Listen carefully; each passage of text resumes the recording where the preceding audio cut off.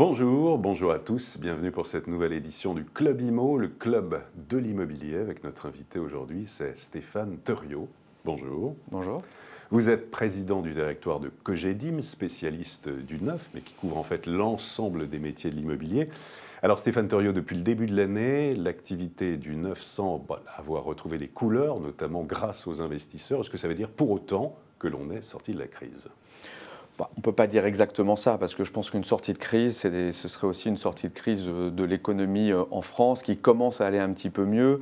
Et l'immobilier, évidemment, ne vit pas dans un monde complètement isolé. Néanmoins, ce qu'on peut dire, c'est qu'en effet, les chiffres de vente, à la fois chez nous-mêmes et chez la plupart de nos concurrents, sont en augmentation par rapport à l'année dernière. On avait un effet de base l'année dernière qui était faible, puisqu'on est sur des taux de production qui sont historiquement bas.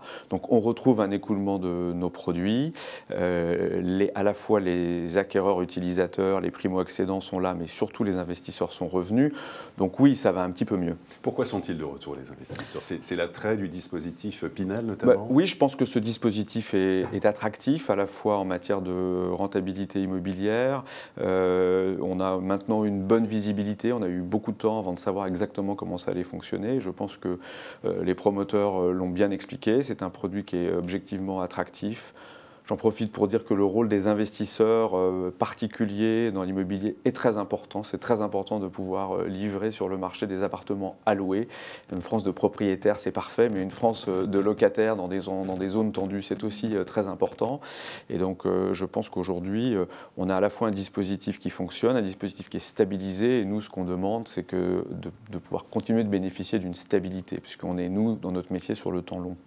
Et du côté alors des primo-accédants, là c'est plus difficile, ils ne sont pas encore au rendez-vous, en tout cas d'une façon très générale, je ne sais pas pour Cogedim. Oui, alors chez nous c'est encore 55% de nos ventes au détail, on est un petit peu plus orienté historiquement compte tenu de notre image très qualitative sur les primo, enfin sur les accédants utilisateurs. Néanmoins, la croissance que nous avions entre l'année dernière et cette année s'est faite effectivement sur les investisseurs. Je crois que les primo-accédants, la volonté, l'amour de l'immobilier des Français est toujours là, la volonté d'acheter est là. La difficulté qu'on a à l'heure actuelle, c'est des délais un peu plus longs au niveau des banques pour monter les financements. Les banques sont harcelées par des renégociations de crédits existants et ça allonge nos délais de mise en place de dossiers. Mais est-ce que ça veut dire aussi que les prix dans le neuf restent trop élevés ? Est-ce que parallèlement aussi l'évolution des taux de crédit qui remontent, ça vous inquiète ? Alors sur les prix, ce qu'il faut dire, c'est que les prix ont baissé ces 2 dernières années. Je crois qu'il ne faut pas faire preuve d'un excès de pudeur de ce point de vue-là. Dans le neuf ? Dans le neuf, les prix en moyenne ont baissé de 10 à 15%. Il y a eu des ajustements. Alors est-ce que c'est par rapport à des anticipations qui avaient été faites et en fait on revient à plus de réalisme ? Enfin, les prix se sont stabilisés, ont baissé. Je crois que la presse en a fait beaucoup l'écho. Aujourd'hui, en ce qui concerne notre activité, nous avons des prix qui sont dans le marché, des taux d'écoulement qui sont satisfaisants. Les taux d'intérêt, c'est un petit peu trop tôt pour dire, ils sont quand même extrêmement bas, ils sont extrêmement attractifs. On a eu une petite remontée, il y a beaucoup d'incertitudes sur les marchés en général. La Grèce, on va voir comment ça se joue cette semaine, mais dans l'ensemble, on considère que l'environnement de taux bas va durer pendant encore 12 à 18 mois et qu'il est favorable à l'immobilier, bien entendu. Donc là, dans le domaine, vous êtes relativement confiant. Oui, comme on peut l'être sur une activité où on regarde nos ventes toutes les semaines et où dans un monde hyper connecté, voilà, là, il y a plus de volatilité aujourd'hui à la fois sur les marchés financiers mais aussi sur les marchés immobiliers.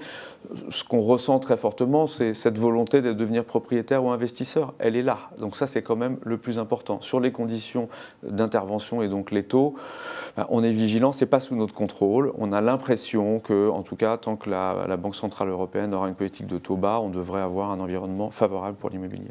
La construction de logements tourne au ralenti en France depuis des années et des années. Comment inverser la tendance ? Il faut débloquer du foncier. Comment ? Débloquer du foncier, c'est compliqué.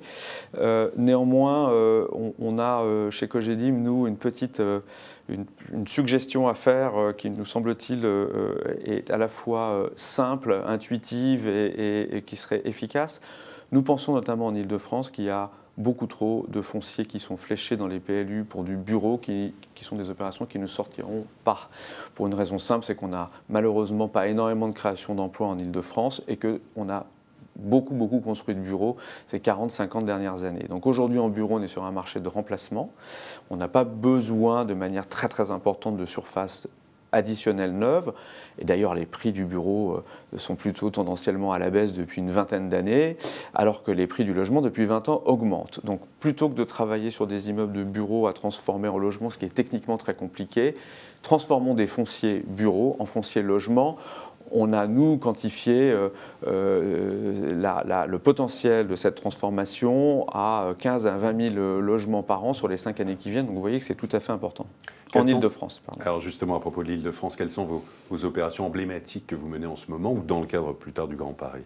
Alors dans le cadre du Grand Paris, on a une opération qui est très importante et qui, à mon avis, est emblématique de l'ADN de notre groupe, qui est l'opération que nous réalisons à Massy, au centre-ville. Nous fabriquons un nouveau centre-ville à Massy avec, en une seule tranche, la livraison de plus de 750 logements, à la fois en locatif et en accession, un hôtel, 5000 m² de commerce, un centre de congrès, et tout ça réalisé à 100% par notre groupe.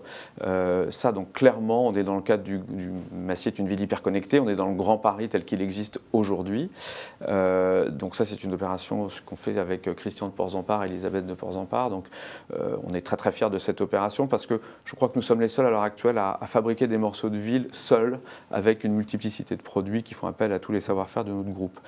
Le deuxième projet que nous avons, qui est aussi dans le cadre du Grand Paris d'aujourd'hui, puisqu'il y a le tramway, le T2 qui accède à ce terrain, c'est cette opération de Beson que nous avons remportée récemment, où nous allons réaliser à la fois 700 logements, dont 40% en social, 60% en accession, et puis un centre commercial de 20 000 m². On va fabriquer le nouveau centre-ville de Beson, à nouveau à côté d'un parc et à nouveau en une seule tranche, ce qui est pour nous un fort engagement financier et qui montre notre forte volonté de développement.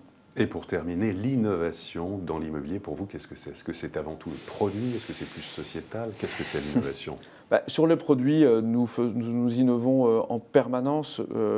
Moi, ce qui me semble plus intéressant à l'heure actuelle, c'est ce que nous faisons par exemple au niveau de nos résidences gérées avec les Cogedim Club, qui sont un produit locatif pour seniors, qui me semble être un produit qui modifie l'approche de l'immobilier des seniors en locatif par rapport à la détention longue. Je pense que c'est un produit qui permet à la fois de sécuriser les seniors avec des produits à fort contenu, non pas médical, mais d'accompagnement, puisque là on parle de résidence non médicalisée, mais d'accompagnement, y compris psychologique, de nos clients, qui leur permet de céder leurs biens, de faire des transmissions à leurs enfants, puis peut-être aux petits-enfants plus rapidement, et de débloquer ce qui est un peu le problème en France, quelque part, c'est on a une masse de capitaux qui est bloquée sur l'immobilier très très long, qui avec l'allongement de la durée de la vie pose un problème d'un point de vue macroéconomique, et je pense qu'avec des produits innovants pour les seniors, nous participons à la réinjection de capitaux dans l'économie réelle.